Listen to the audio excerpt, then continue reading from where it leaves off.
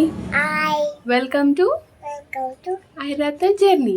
తరతం చెడి మేము ఇంత రెడీ అయినాం కదా, ఇంటలేం ఏడికి పోతున్నాం? వెళ్ళిపోతున్నాం. పెద్ద గణేష్ చూడ్డానికి పోతున్నాం. పెద్ద గణేష్ పోతున్నాం. ఏ గణేష్? పింకల గణేష్ కాదు, ఖైరతాబాద్ గణేష్. కట్టపడి గణేష్.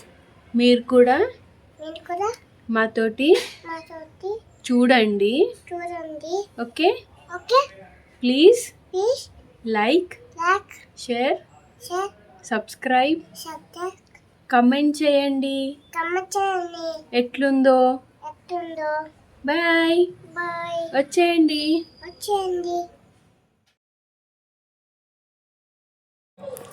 మేమైతే బడగనే చూడడానికని స్టార్ట్ అయిపోయినాము. రోడ్లు చూడండి ఎంత డ్రైగా ఉన్నాయి, అసలు వర్షం లేదు. అదే ఒక 5-10 మినిట్స్లో స్టార్ట్ అయిపోయింది వర్షము. చెప్తున్నాం కదా, లిటరలీ మొత్తం పచ్చిగా అయిపోయినాము.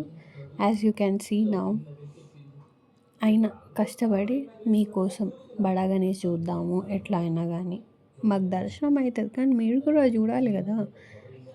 ఇది మా ఐరా మా ఆయన అట్లా కష్టపడి మేము పోతున్నాం. ఫుల్ తడిచిపోయినా కానీ పోతున్నాము. పోయి దర్శనం చేసుకుందాం ఇవాళ ఎట్లా అయినా కానీ అని. ఎంత ఘోరంగా వర్షం తెలుసా. మేము దర్శనానికి పోయేటప్పుడు ఏం కాదు అంటే స్టార్ట్ అయినప్పుడు పడ్డది కొంచెము. దెన్ మేము గుడి అంటే దేవుని దగ్గరికి వెళ్ళి దర్శనం చేసుకొని వచ్చేంత వరకు ఏం కాలేదు.